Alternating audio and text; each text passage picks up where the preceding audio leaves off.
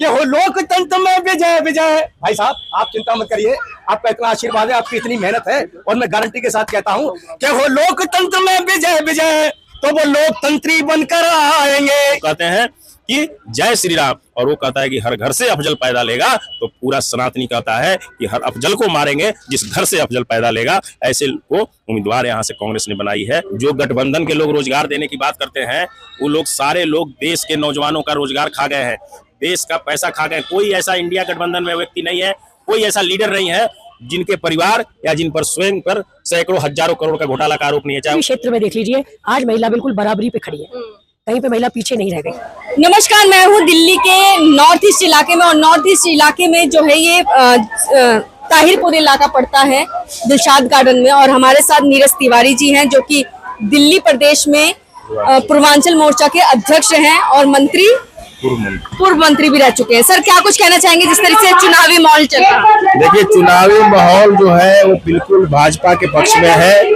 और सारे भाजपा के कार्यकर्ता एक एक लोग लगे हुए हैं। 7 सीट हम लोग पिछले से ज्यादा मार्जिन से जीतेंगे। हमारे 7 कैंडिडेट, उत्तर पूर्वी से मनोज तिवारी, पूर्वी दिल्ली से हर्ष मल्होत्रा, नई दिल्ली से बांसुरी स्वराज जी, दक्षिण दिल्ली से रामवीर बिदूरी जी, चांदनी चौक से प्रवीण खंडेलवाल जी, हमारे योगेंद्र चंदोलिया जी, और हमारी बहन पूर्वी दिल्ली से जो प्रत्याशी हैं, सभी प्रत्याशी पिछले से ज्यादा मार्जिन से जीतेंगे। और 7 के 7 सीट मैं नीरज तिवारी पूर्वांचल मोर्चा अध्यक्ष होने के नाते पूरे दिल्ली के दौरा के दरमियान यह पा रहे हैं कि अपार जन समर्थन हमारे 7 प्रत्याशियों के लिए। क्यों होगा जन समर्थन? क्यों जनता देगी आप लोगों को वोट? दोबारा क्यों लेके आएगी? जनता इसलिए लेके आएगी कि हमने 370 हटाया, हमने 15A हटाया, हमने राम मंदिर हटाया, हमने राम मंदिर बनवाया, हमने ट्रिपल तलाक खत्म किया, हमने जो भी योजनाएं माननीय प्रधानमंत्री जी ने जो लागू किया, पिछले 70 सालों में जो काम नहीं हुआ वो पिछले 10 सालों में हुआ है। इसलिए कि भारत की जनता एक एक करके कमर कसी है, चाहे वो युवा हो, महिला हो, किसान हो, मजदूर हो। इस सरकार में महंगाई बढ़ गई है, बेरोजगारी चरम सीमा पर है। महंगाई कहीं नहीं बढ़ी है। जितना डेवलपमेंट हुआ, आपको फ्लाईओवर चाहिए, आपको अच्छा एयरपोर्ट चाहिए, आपको अच्छी रोड चाहिए, आपको अच्छी महलें चाहिए, अच्छा सुरक्षा व्यवस्था चाहिए, भारत का बॉर्डर सुरक्षित रहना चाहिए, तो कहीं ना कहीं से पैसा आता तो नहीं है। पैसा की जो स्थिति है, भारत की जो टैक्स है, वह टैक्स के माध्यम से ही भारत सुंदर बन रहा है। और जो लोग कहते हैं महंगाई बढ़ गई, उन लोगों के समय में ब्लैक मेलिंग होता था, उन लोगों के समय में ब्लैक मार्केटिंग होता था। आज आप जाकर देखिए, आप भी देख सकते हैं, गैस कनेक्शन लेने के लिए आपको किसी एमपी की पैरवी की जरूरत नहीं है, टेलीफोन लेने के लिए किसी एमपी की पैरवी की जरूरत नहीं है। आपको गैस सिलेंडर इतना महंगा कर दिया, अब चुनाव आया तो 100 रुपया कम कर दिया। कोई महंगा नहीं हुआ है, समय के अनुसार जो थोड़ी मोड़ी बढ़ोतरी होती है वही हुई है। आप दूसरे कंट्री में जाकर देखिए गैस सिलेंडर क्या है। यहाँ इकोनॉमिक व्यवस्था पूरी तरह से कंट्रोल करके हमारे देश के यशस्वी प्रधानमंत्री ने रखा है। इसके लिए प्रधानमंत्री जी को धन्यवाद देना चाहिए। और 400 पार, क्योंकि देश के कर्मयोगी प्रधानमंत्री श्री नरेंद्र दामोदर दास मोदी ने उस मंदिर में यह आह्वान किया है, जिस मंदिर में प्रथम बार जाने के बाद उन्होंने शशांक दंडवत किया था। और उस बनारस की धरती से, बाबा भोले की धरती से चुनाव लड़के उन्होंने जो संकल्प लिया है, भारत का एक एक कार्यकर्ता, चाहे छात्र हो, नौजवान हो, महिला हो, किसान हो, उनको 400 सीट देगी। और उनको तीसरी बार राष्ट्र सेवा के लिए संकल्पित है भारत की जनता। आप देख लीजिएगा, जिस दिन गिनती होगी, हमारे देश के प्रधानमंत्री को 400 कमल पूरे एनडीए की तरफ से और 370 प्लस सिर्फ भारतीय जनता पार्टी की सांसद चुन के पार्लियामेंट में आएंगे। मतलब पूर्ण बहुमत से जीतेगी सरकार? बिल्कुल पूर्ण नहीं, संपूर्ण बहुमत। पूर्ण नहीं, संपूर्ण बहुमत। और पूरी विश्व की मीडिया की निगाहें लगी हुई है, क्योंकि भारत का गौरव दिन प्रतिदिन विश्व में। धर्म की राजनीति करते हैं आप लोग? कोई धर्म की राजनीति? आप बताइए, धर्म की राजनीति करना क्या बुरा है? अगर हम हिंदू हैं तो हम हैं, हम सनातनी हैं तो हैं। अगर कोई जिस धर्म के हैं, मैं तो सबको कहता हूँ, क्या कोई अपना धर्म नाम पर वोट लीजिए? आप लोग आप धर्म के नाम पर वोट राम ये कहते हैं कुछ लोग। देखिए, जो कहते हैं उनको भ्रम है, वो तोड़ दे उस भ्रम को। यही वह देश है जब राम के नाम पर लोग गए थे तो गोलियों का बौछार कर दिया गया था मुलायम सिंह के द्वारा। और यही वह देश है जो हमारे राम भक्त जा रहे हैं तो माला पहना के अयोध्या भेजा जा रहा है। तो फर्क कितना है, आप इस चीज को समझिए।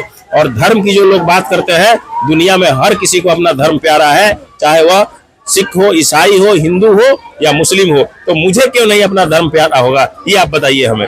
इसलिए हर सनातनियों से मैं यह अनुरोध करता हूँ या निवेदन करता हूँ कि अपने धर्म के लिए कुर्बान होना चाहिए। चाहे अगर हमारा धर्म है तो हमारा संस्कार है, हमारी संस्कृति है। गठबंधन ने कहा है कि जब हम आ जाएगी हमारी सरकार तो हम युवाओं को रोजगार देंगे। तो कोई भी जो गठबंधन कह रही है कि हम जब आएंगे सत्ता में तो रोजगार देंगे। देखिए, जो गठबंधन के लोग रोजगार देने की बात करते हैं, वो लोग सारे लोग देश के नौजवानों का रोजगार खा गए हैं, देश का पैसा खा गए। कोई ऐसा इंडिया गठबंधन में व्यक्ति नहीं है, कोई ऐसा लीडर नहीं है जिनके परिवार या जिन पर स्वयं पर सैकड़ों हजारों करोड़ का घोटाला का आरोप नहीं है, चाहे वो लालू प्रसाद जी हो, चाहे वो अखिलेश जी हो, चाहे स्टालिन जी हो।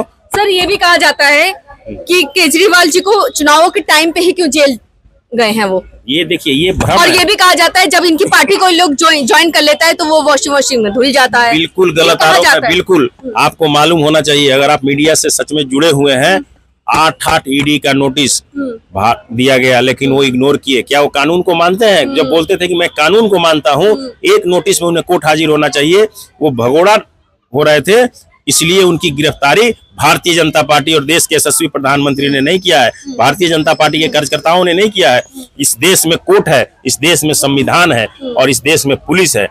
जो भी गलत करेगा, भ्रष्टाचार करेगा, देश के यशस्वी प्रधानमंत्री श्री नरेंद्र दामोदर दास मोदी का स्पष्ट संदेश है कि भ्रष्टाचार से जीरो टॉलरेंस। चाहे वो किसी भी पार्टी के कार्यकर्ता हो, अगर भ्रष्टाचार करेगा तो उसका जगह जेल में होगा।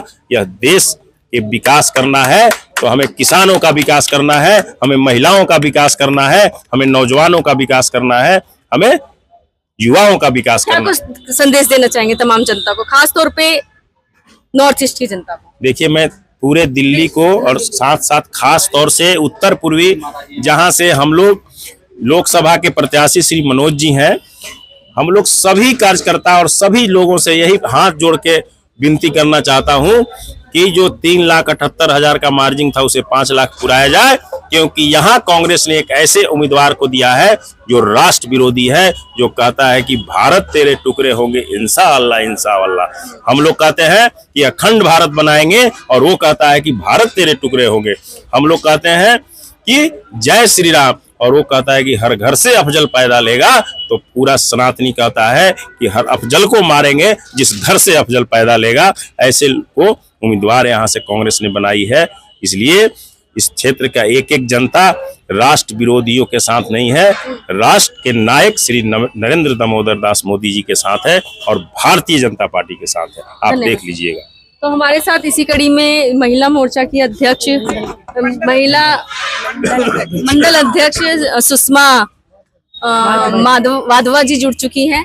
क्या कुछ कहना चाहेंगी मैडम? जिस तरीके से मोदी जी लगातार कहते हैं कि महिलाओं की सशक्तिकरण की बात करते हैं, बेटी बचाओ बेटी पढ़ाओ का नारा देते हैं, क्या लग रहा है कि कहते नहीं है वो, कहते नहीं है वो करते हैं। महिला को बहुत सशक्त बना दिया है। आप देखिए 10 सालों में 10 साल पीछे जाइए, महिला को बोलने का अधिकार नहीं था, बराबरी का अधिकार नहीं था। आज बिल्कुल बराबरी का अधिकार है, चाहे वो संसद हो, चाहे वो हमारी देश की राजनीति हो, चाहे किसी भी क्षेत्र में देख लीजिए, आज महिला बिल्कुल बराबरी पे खड़ी है, कहीं पे महिला पीछे नहीं रह गई। तो ये मोदी जी का चमत्कार है। तो महिलाओं को जितना हिस्सा मिलना चाहिए, क्या उतना हिस्सा मिल रहा है? जैसे आरक्षण की बात करें हम, बिल्कुल मिल रहा है, आरक्षण बिल्कुल मिल रहा है। जितना तय हो गया उतना आरक्षण महिलाओं को मिल रहा है। तो इसमें इम्प्लीमेंट होने में तो भी टाइम लगेगा ना? नहीं, चल रहा है, इसमें क्या शुरू हो चुका है, ये तो हो जाएगा। हाँ बिल्कुल। हम अब राजनीति में देख लीजिए, बराबर का दर्जा दे दिया। पहले महिला, मैं मंडल अध्यक्ष बनी हूँ ना, देखिए मैं भी तो उसी में आती हूँ। उसी टिकट विकट मिला क्या आपको? जब समय आएगा तो बिल्कुल टिकट भी मिलेगा, ये तो समय आने पे। लेकिन आपने बराबरी की बात कही, तो आज राजनीति में हमारे यहाँ बहुत से मंडलों में मंडल अध्यक्ष महिला बन गई है।